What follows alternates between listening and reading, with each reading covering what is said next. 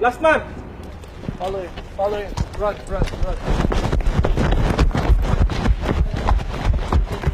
We're taking time. Last man. These are the Philippines Special Forces on the hunt for ISIS militants.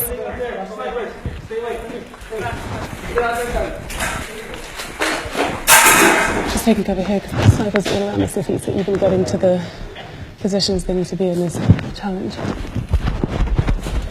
More accustomed to jungle fighting than urban warfare, battling in these tight alleyways is proving harder than expected.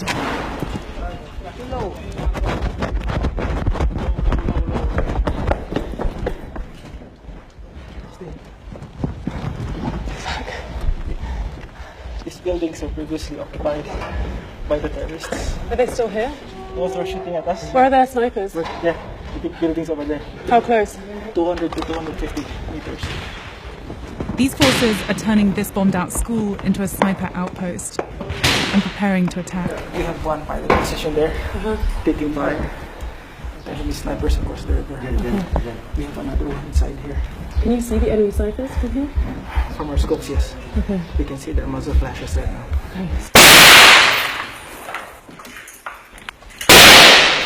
Follow me. And under the table. Engage.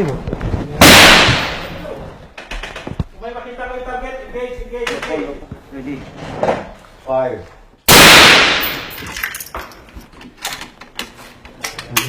Nakita mo yung butas doon, tapos sa butas niya.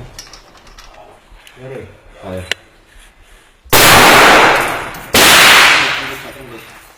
Aim high, 1-8. Ready. Fire. They have to leave this area. We just shot fired, so we expect a counter attack to us. Okay? Follow me.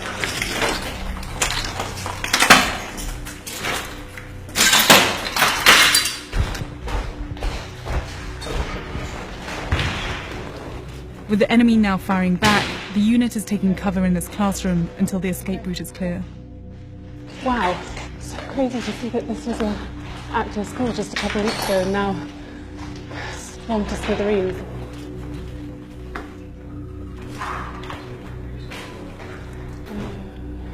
Is this the toughest war you've been in? Why? They're not running out of ammo. They can leave behind IEDs while they're pursuing them. 2 IEDs laid here by the terrorists because this used to be a terrorist stronghold. We will push them back the river. But if you can see the area where we passed through, the maze of small alleys, the streets are the killing zones. This is Marawi. For weeks, the Philippines military, assisted by US Special Forces, has been pounding the city with airstrikes and battling house to house in an effort to root out this man.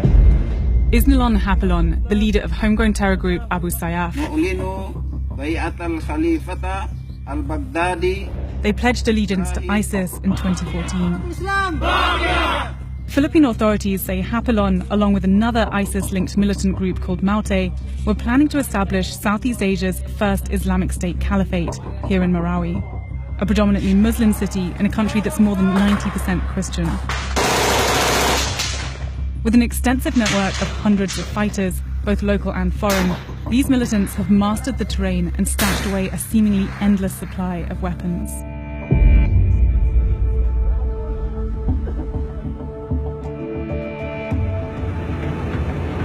We're heading right into Marawi city right now towards the heart of the battle.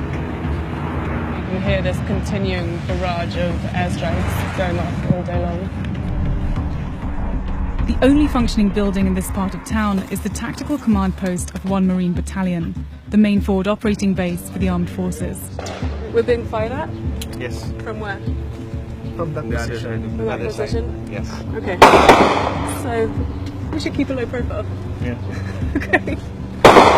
Have they managed to fire in here into the base before?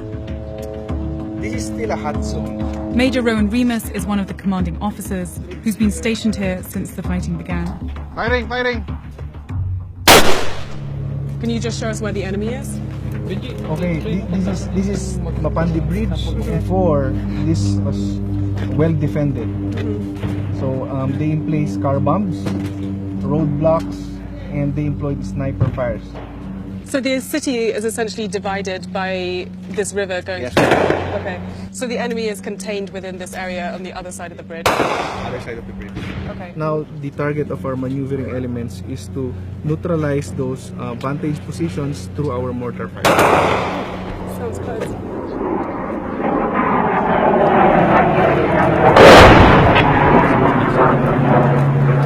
Pag matapos na naman.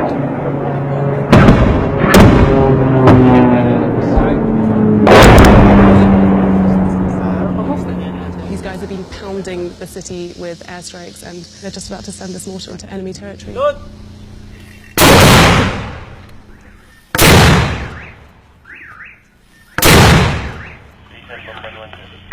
End of mission, sir. Over. Just hours after we left this base, these Marines were ambushed during an operation. 13 were killed and at least 40 wounded in what was the bloodiest day for the armed forces since the battle began. We need immediate rescue, please. But it's not just militants inside the city. There are also hundreds of civilians. We managed to get the number of one man who's trapped in the heart of the siege. We are all dehydrated here and we're running out of food. And we have 2 child here and undergoing coma. Do you have a plan to escape? We don't have concrete plan, ma'am, because we don't know which is the basis of IC, so we have to stay put and wait for the rescue. Are you safe right now? I don't know, ma'am, but I think the authorities know that we are here.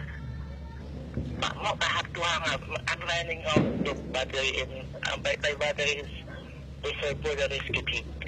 Please, let's help them. Thank you. Okay. Who? He hung up.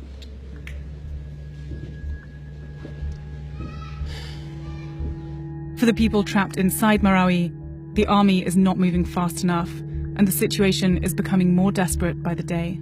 So is everything going to plan from your Yes, side? we are doing very well. Okay. Colonel Jawar Herrera is the spokesperson for Joint Task Force Marawi. Barrett is a 50 caliber. Despite the military's many setbacks, he's keen to show us that the armed forces have retrieved around 120 high-powered weapons from the enemy. I mean, obviously the insurgents were pretty well equipped. How well equipped are your troops? Well, our armed forces are well educated, highly trained. We are very capable to address terrorism. Because obviously there's also a lot of criticisms towards the armed forces suggesting that you're not well equipped and that you're not doing a great job, quite frankly, at pushing back these militants. Well, I think that's their opinion, okay? How long do you think it's going to be before... Well, we don't want to give timeline because we need to put premium on the lives of the people that were trapped in that conflict area. Right. Obviously time is running out for them. I mean, they've been stuck Yes, in there. but we're doing our best. Now, as the military ramps up pressure on the remaining terrorist strongholds, a humanitarian crisis looms. And concerns that Marawi is only the beginning of an increasingly violent ISIS presence are rapidly spreading throughout the region.